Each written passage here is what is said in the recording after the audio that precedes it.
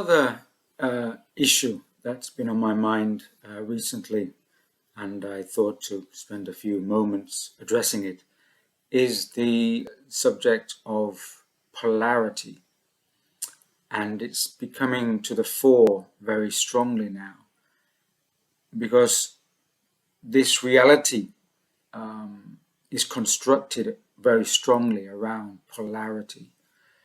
And we see that from the very beginning is that our mythologies and religions and other grander narratives have talked about good and evil, and that's been conditioned into us that we have these polarity structures, and we're seeing that very much now in that we have the good and the bad on the world stage, and but it's never so clear cut. And not only are these distinctions complex, but they're very interrelated in the fact that a lot of our politicians have always been speaking in friend versus foe, us versus them. It's a dialectic which splits us and it separates humanity, but also separates our perceptions and our thinking patterns, and it negates the fact that everything comes from a unity, and the unity contains all aspects.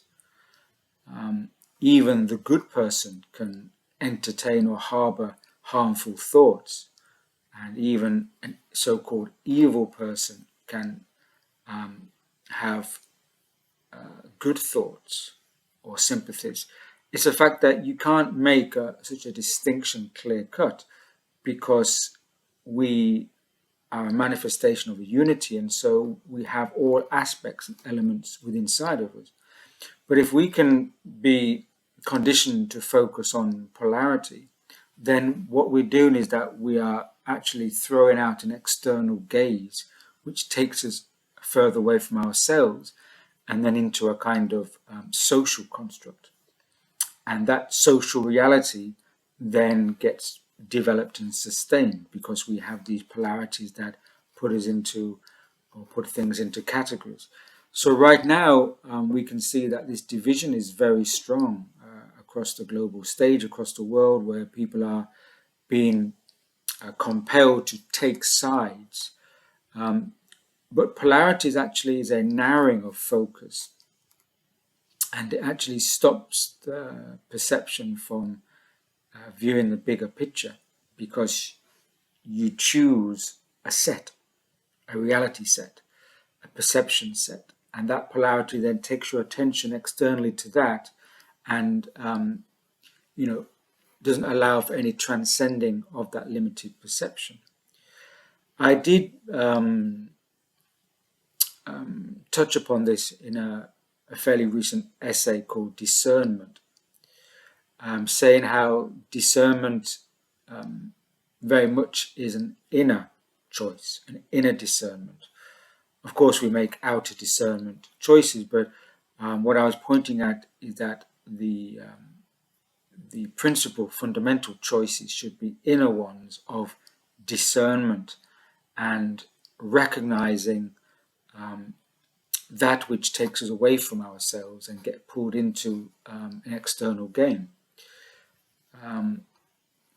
And we often try to say, like, it is even a polarity in gameplay. One should play the game or not play the game.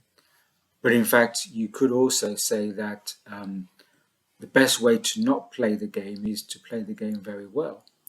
So there's this way of getting categorized and put into two external boxes. And the more that occurs, the more that we get entangled in these positions. And again, more that the focus goes on the outer gaze.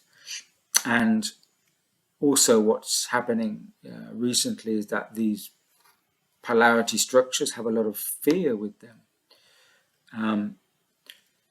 Of course, it's most of the time such fear as that is not our fear, it's an external construction, but once we identify with it, we own it.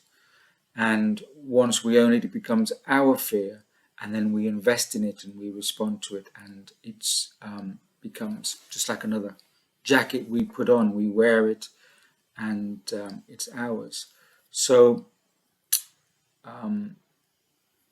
this discernment, I feel, should also be taken to distinction of polarities, because existence isn't a polarity.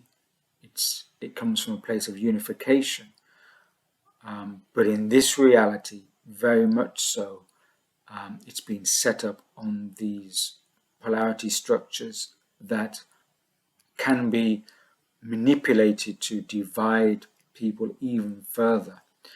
And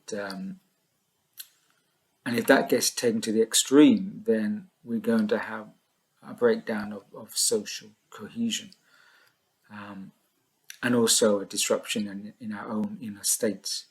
So again, discernment is about knowing when to take oneself a step back from these events, and to try to perceive the bigger picture and not get drawn into a myopic, very limited point of view.